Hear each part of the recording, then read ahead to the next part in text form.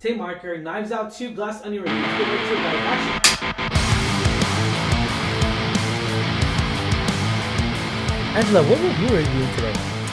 So we are reviewing Glass Onion, a Knives Out mystery. Glass Onion, ladies and gentlemen, Knives Out 2. Anticipating movie of the year, definitely for me. I know I've been very excited to know that there was a sequel to this film, to the Knives Out 1, which I did love the cast. I thought Knives Out 1 was phenomenal, was epic. I enjoyed so many different characters here. I enjoyed so much of their dynamics together. I enjoyed their on-camera scenes together. I did a lot of it, and a lot of it had to do with, of course, the lead detective here. But, you know, Glass Onion tells of a story of a famous Southern detective, Benoit Blanc, travels to Greece for his latest crime. And let's put it to acknowledge, guys, it is going to touch up on a little bit on, it does touch up into the whole universe of COVID, and COVID does exist in this universe here. And I thought that was very different. Very different. It's funny, they even, Rian Johnson, I'm sure he wrote this into this. Directed by Rian Johnson purposely. Himself. Yeah. The controversies that came with COVID. Oh, definitely. It was kind of funny to see it being poked at on film. One of them was a little bit of a mesh to do with a mesh face mask and stuff like that. So anyways, we're touching up on these aspects here. We're not going to spoil it for you guys, so this is going to be no spoilers review. But it did touch up on those little aspects there, and we got a little sense of it in the trailer. But this is written and directed by Rian Johnson here. Now, Daniel Craig, which y'all know from 007. For me, I'm not too much of a 007 kind of guy. Same here. But I enjoyed him in this movie. I enjoyed him. I love the actor. He's great. But yeah, no, I'm not into the 007, Skyfall. I never saw any of them.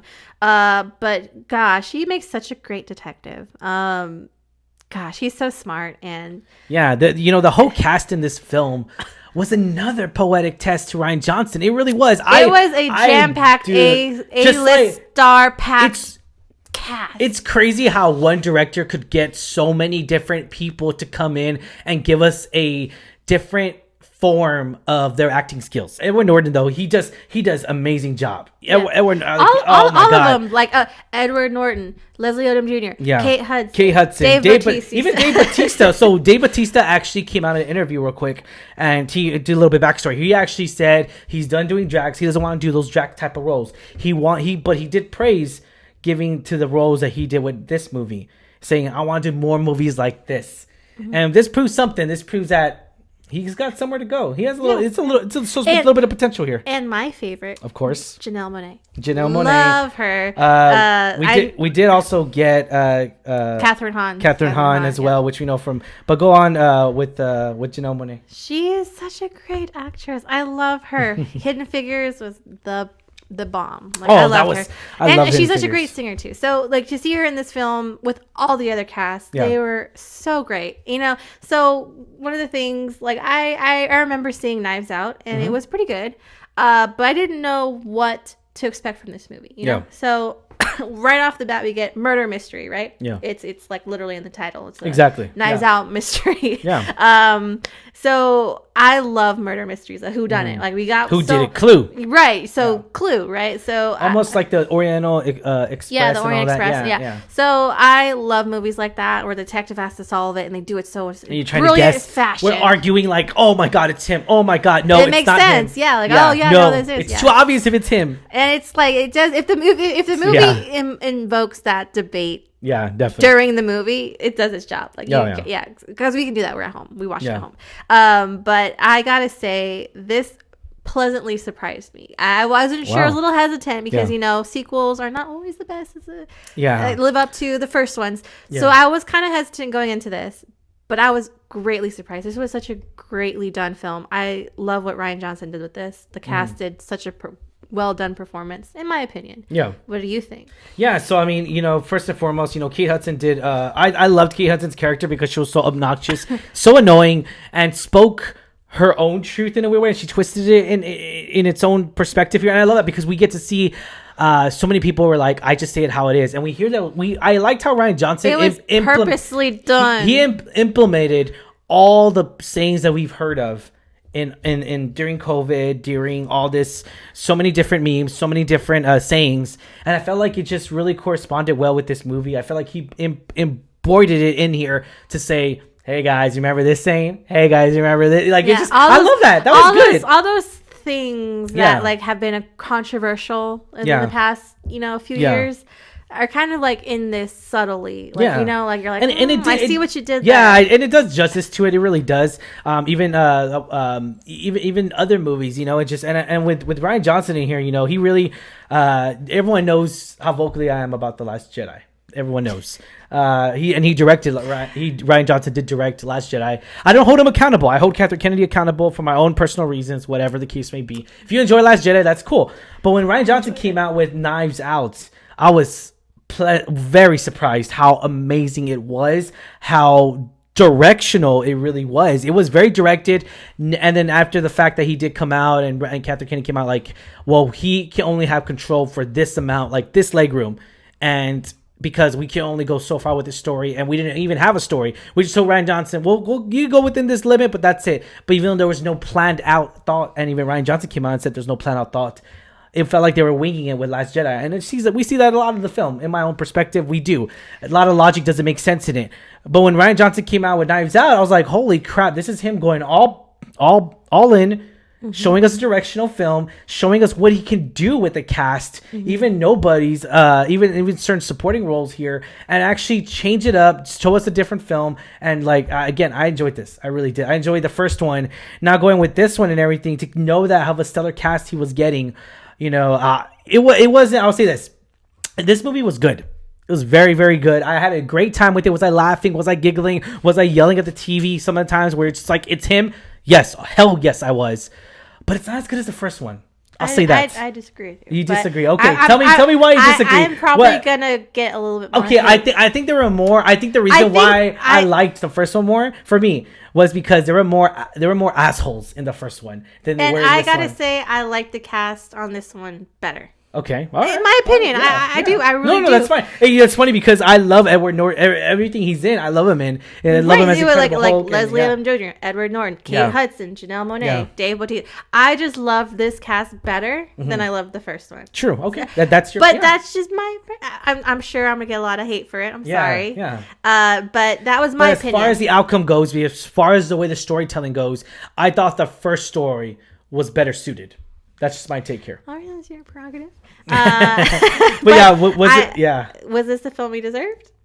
I'm gonna say yeah. I mean, even though I disagree with it. I will say yes because I like that we still get the murder mysteries. Yeah, and I like that we got Rian Johnson's take on this. Like, his story, he continues to tell these stories. Yes, and I really like his flair and they're creative to a sense. They really are. Again, I just didn't like the way the creative direction was going. But again, that's just my preference here. That's what I'm saying. You're loving this movie, and that's great. That's cool. You enjoy it, but I love the first one. I'll be like, hey, that's our conflict. That's our conflict wall right here. Don't cross that line, woman. Don't cross that line.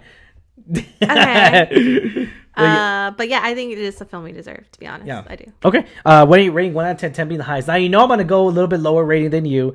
So what is yours? I'm going to give it an 8 because Damn, you give it a lot higher than I thought you were. Yeah. Well, it was a good film. It was like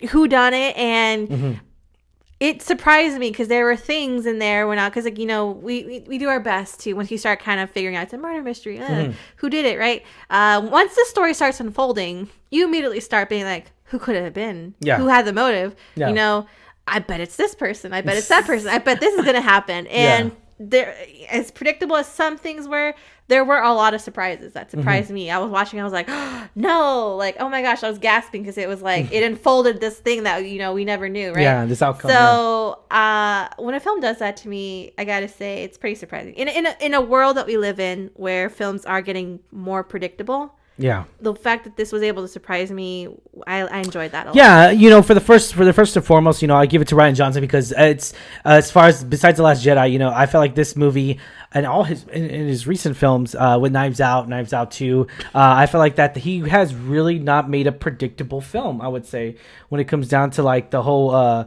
film zone itself. I mean, he's even he's with the stellar cast we got in the first one.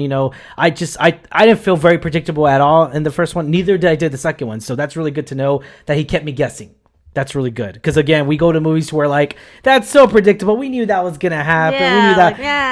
Like, surprise, surprise. Yeah, right? even for most part, even with the film Looper that came with Joseph Gordon-Levitt and Bruce Willis in there, I thought that movie was really good on its own. I thought that was really, really good entertainment there. I don't know if you ever seen that movie. No, but I like JGL. So. Okay, so there you go. I mean, I we got to see his past self. It was a future himself that George Gordon-Levitt was playing a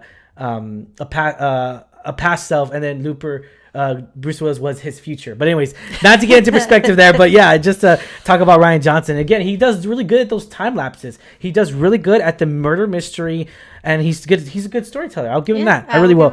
I'm giving it a solid 7, guys. 7 out of 10. I'm not that lower from you. That's what I'm saying. I really enjoyed this movie, but it is not as good as the first one. I'll say that. I enjoyed the first one. For me, I enjoyed the first one out of it more than I did than this one. But yeah, I'll give it like that. Did I enjoy the outcome? Did I laugh out a lot? Hell yeah, I did. I laughed a lot at Kate Hudson because she did very so annoying, but not good annoying. Not like, oh my God, I hate you annoying. I think even like great annoying, almost gritty. Like obnoxious and like not that smart.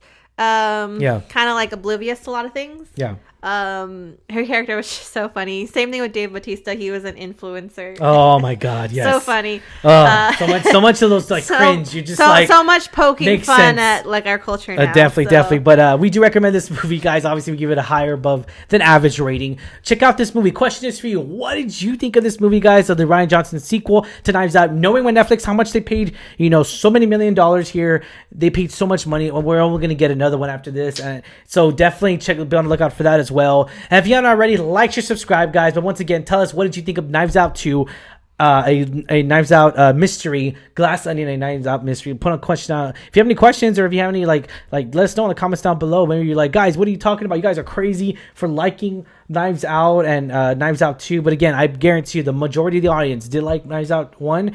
And I don't know if they're gonna like Knives Out 2. We'll see how Netflix, if it gets in the top of their list for the weekend, because it did come out at again. I kind of feel like this movie should have came out not on Christmas weekend. I don't know. That's interesting because people are gonna be at home or with family, so they're looking for something to watch. This did get selected in select theaters, so they did screen in theaters. So earlier this month. So I kind of felt like that they kind of released it a little bit around that time, at least before Christmas. I think they should have savored their best Christmas movie for Netflix for Christmas weekend. But that's just my take. The cheesy Hallmark films. But yeah. All right, guys. Thank you so much for making us a part of your day. As always, I'm your host, Ryan D. aka Ryan680. I'm Anja Takalianj. And this is Alamo City Movie Talk, guys. Stay safe, San Antonio. Catch you later.